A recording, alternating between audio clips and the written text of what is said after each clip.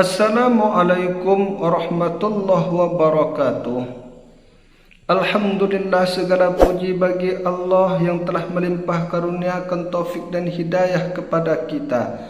Salat berangkaikan salam Sayyidul Anam, mahkota dunia impian alam, yang syafaatnya senantiasa kita harapkan siang dan malam, ialah Nabi Muhammad sallallahu alaihi wasallam, Nabi akhir zaman yang membawa nenek moyang kita daripada zulumati ilan nur, daripada alam gelap gulita hingga sampai di alam terang menerang. Ma'asyiral muslimin yang saya hormati, kepada para alim ulama, tokoh-tokoh pemuka masyarakat, dan tuan-tuan guru kami yang kami cintai, dan yang saya hormati kepada bapak, ibu, pemuda-pemudi, remaja-remaja yang menyaksikan video saya pada kali hari ini. Di sini sedikit saya ingin menceritakan bahwasanya saya pernah mendengar, wahai saudaraku, bahwasanya ada orang yang berkata bahwasanya salah satu daripada orang-orang yang duduk di warung kopi sana, mereka pernah menghujah orang yang beramal ibadah. Ketika dihujah, mereka tidak tahu ingin berkata apa, jawabannya apa, dan harus bagaimana. Tetapi mereka itu pernah bercerita kepada saya bahwasanya ia dihujah salah satu daripada orang yang duduk di warung kopi yang senantiasa melihat orang melaksanakan sholat ibadah kepada Allah Subhanahu wa ta'ala. Apa kata orang yang duduk di warung kopi itu? Yang salah satu daripadanya, tidak semua.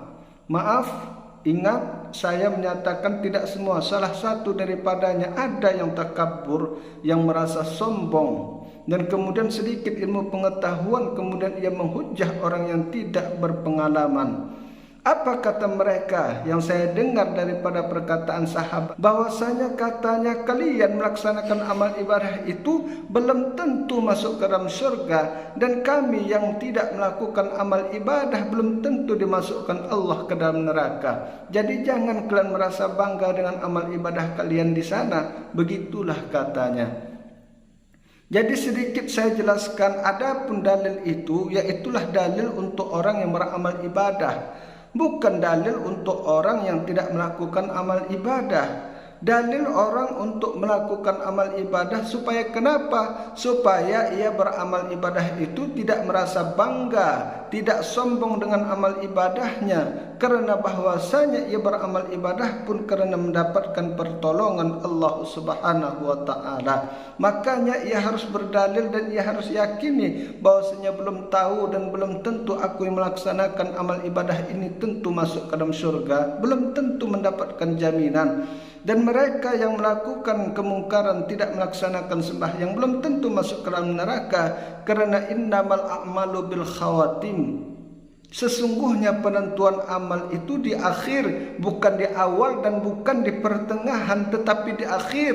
Siapakah yang dapat mengucapkan kalimah la ilaha illallah, maka ialah yang menang. Belum tentu kita melaksanakan amal ibadah ini bisa mendapatkan la ilaha illallah ketika menghadapi sakaratul maut, kematian. Dan mereka itu belum tentu mendapatkan jaminan bahwasanya mereka itu tidak mendapatkan la ilaha illallah keluar daripada mulutnya, belum tentu. Karena semua ini adalah innamal a'malu bil khawatim. Penentuan amal itu di akhir, bukan di pertengahan dan bukan di awal. Makanya orang beramal ibadah itu jangan ia merasa sombong karena kita itu sifatnya baharu. Bisa jadi pada hari ini kita beramal, besoknya kita menjadi orang yang meninggalkan amal. Oleh karena itu, ini adalah dalil bahwasanya bagi orang beramal ibadah jangan ia sombong, jangan ia merasa bangga dengan amal ibadahnya. Tidak akan pernah ia melakukan amal ibadah kalau tidak dengan limpah karunia, taufik dan hidayah daripada Allah. Macam itulah dalilnya, bukan untuk orang yang tidak melakukan amal ibadah. Supaya jangan sombong, wala tamshi fil ardi maraha, dan janganlah kamu berjalan di muka bumi ini dengan keadaan sombong. Oleh karena itu, ini dalil untuk orang yang melakukan amal ibadah.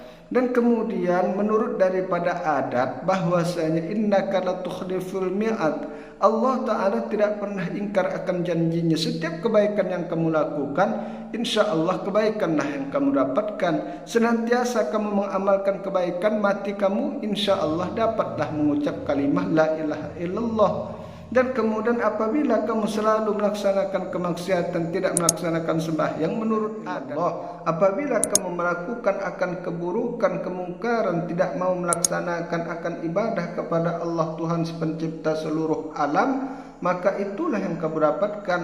Keburukan kamu lakukan, maka keburukanlah yang kamu dapatkan. Tak dapat mengucap kalimah la ilaha illallah.